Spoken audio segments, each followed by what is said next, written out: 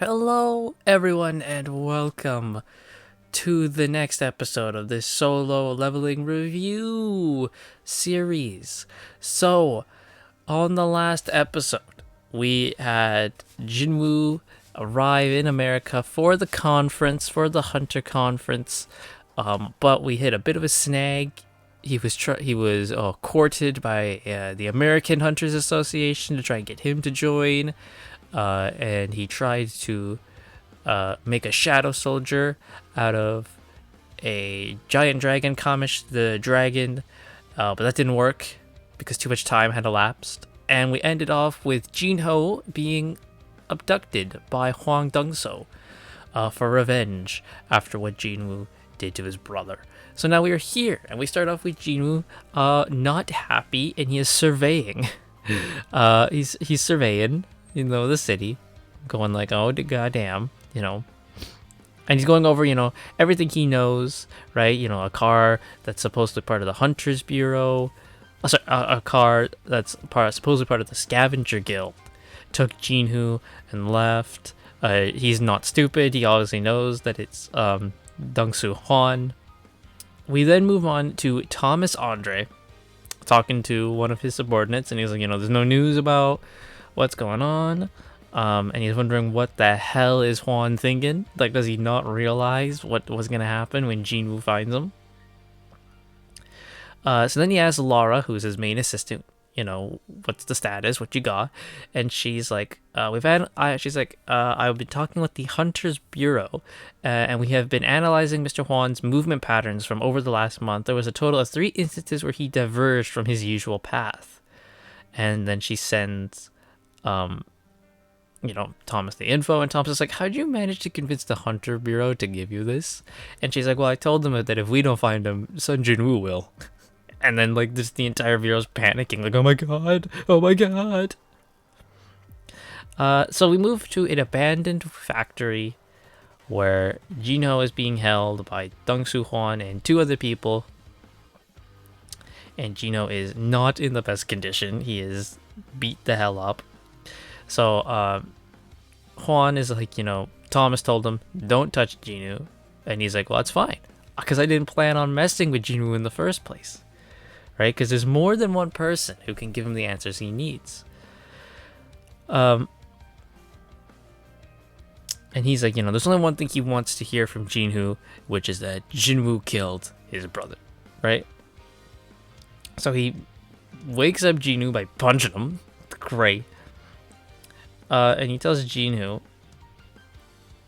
he says, the guy behind me is a very good healer, and he's gonna save you whenever you're on the brink of death. Which means until you tell me what I want to know, you're gonna be tortured here forever. Okay. Right. So, Jinho's response, and I can't believe they actually put this in, is he tells Hwan to F off. Literally tells him F off. And I was like, oh hell yeah, Jinho.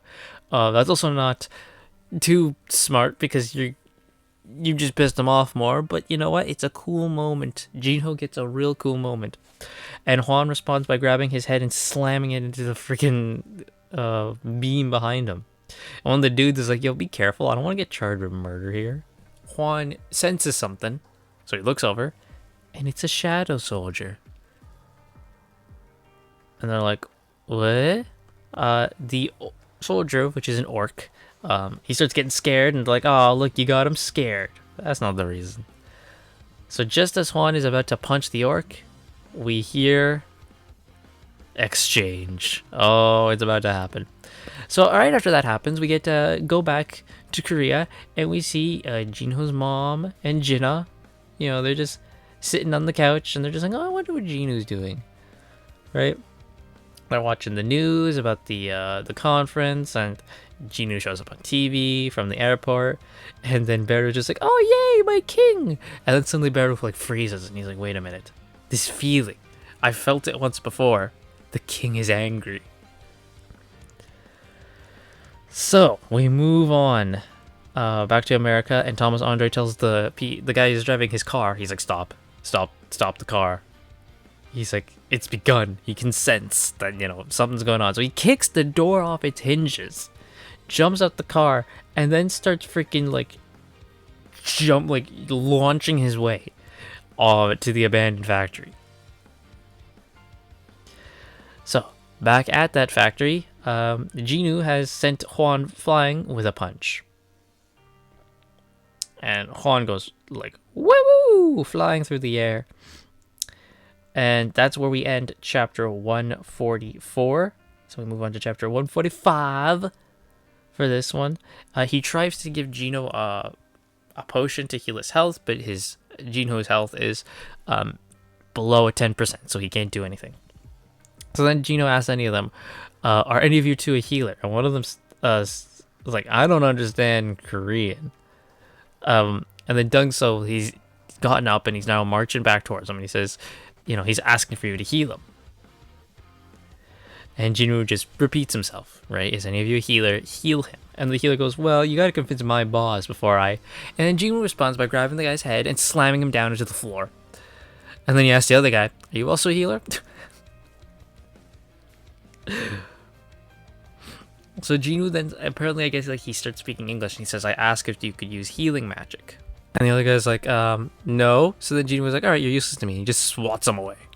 Hwan steps right in front of Jinwoo, and he asks him, did you kill my brother? And Jinwoo's response is, go ask him yourself. God damn, man. So Hwan gets angry. He goes to punch Jinwoo. Jinwoo easily backstabs and then punches Hwan once again, sending him flying. And appears right in front of him and just grabs his head, slams it into the ground, and then just starts repeatedly slamming his head into the ground until Thomas Andre shows up to stop him. And he asks him, is he alive? And he's like, for now. So Thomas Andre says, let him go. And Gene was like, if I refuse? And Andre says, then this won't be a request anymore. Gene was like, okay. And he just chucks him. Whee! But it turns out while he's in the air, Dungsu Hwan is very happy because this is his plan. He wants Thomas Andre to kill Jinwoo in his stead because he realizes he can't do it. So when Thomas Andre asks Jinwoo, do you know who I am? Jinwoo's like, it doesn't matter. We actually get a backstory on Thomas Andre here. But isn't that good? So now we know who he is. So it says, Thomas Andre grew up in a poor immigrant family and had many enemies. To him, who seemed like he had nothing, he was granted with one talent that left no choice but to name him as the best. Overwhelming violence. Violence of enough power to completely overwhelm others. With countless number of fights, he began to prove his gifted innate ability. Since then he has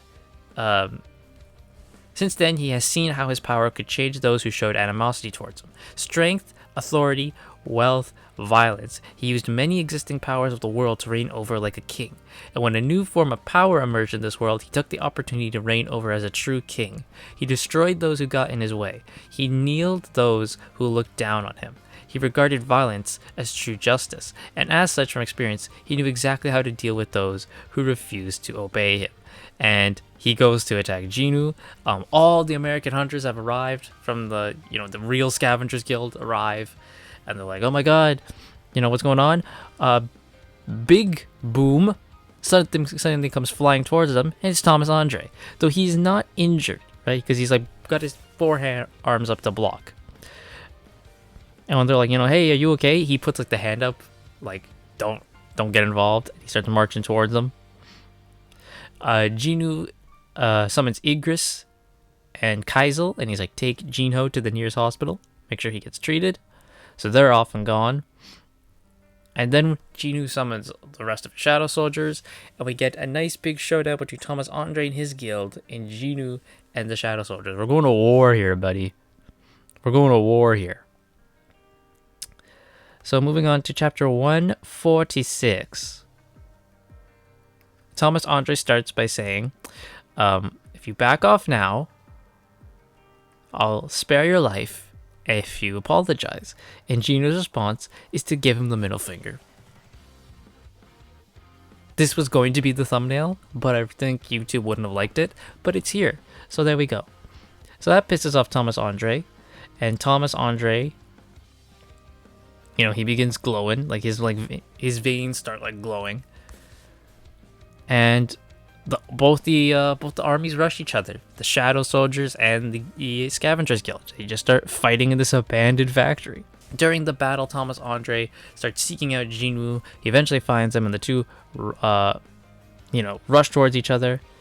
And Thomas Andre and Jinwoo, they start throwing punches. Jinwoo's dagger does not do any damage to Thomas Andre, which he's like, oh damn. So Thomas ends up swatting Jinwoo like into the air, and we find out that Thomas Andre has psychokinesis, and he uses it to try and pull Jinwoo back towards him, to nail him. Jinwoo's response is to use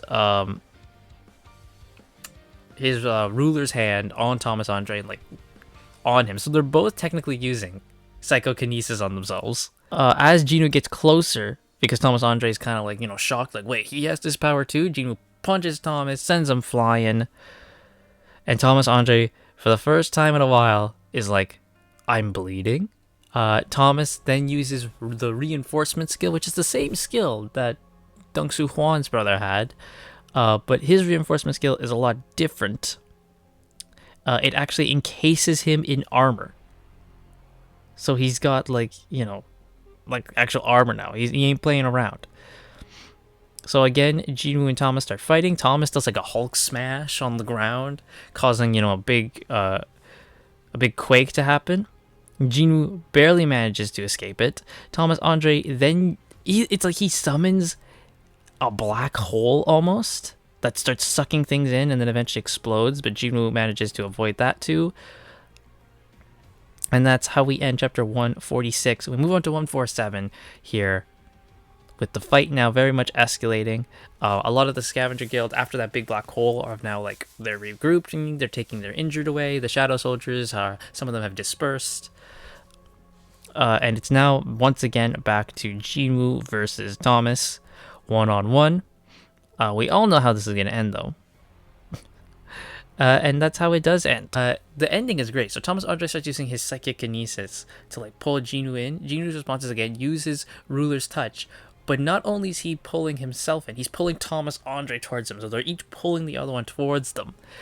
And Jinwoo punches Thomas in the head. No, sorry. They both like punch each other's fists because that's a cool shot.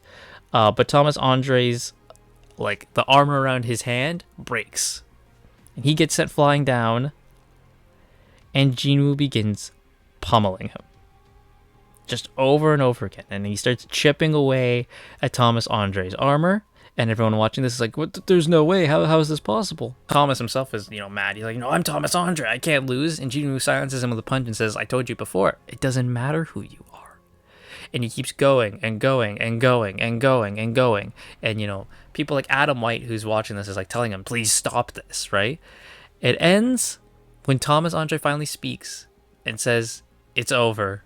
I've lost. Jinwoo finally stops. We get to see Thomas. He's got like no armor on him at all now. Jinwoo punched away all that armor. And healers then start to get to work on Thomas Andre. Jinwoo has disappeared, right? And they're like, there's no sign of son Jinwoo. However, Hwan Dong-So isn't breathing. So Jinwoo dipped and killed Hwan before leaving. Well, he also did more. So we go back to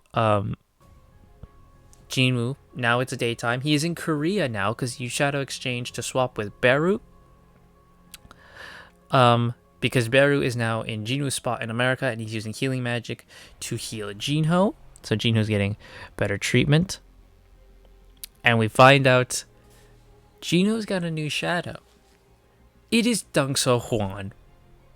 Is now his new shadow. That is, I love it. I love it. It's so petty and so just like in your face. You wanted to kill me? Now you're gonna serve me. I killed you and now you're gonna serve me. So Jinwoo names Dong-So Hwan now, who is a Knight Commander class. He names him Greed. He's like, how about greed? Because you died being greedy. And of course, Greed accepts the name.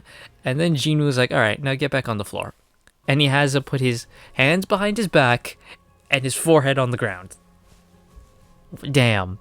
So the next day is the guild conference. Jinwoo has, Jinwoo's arriving, and a lot of reporters are like, taking his picture because the reporters caught wind of his fight with Thomas Andre.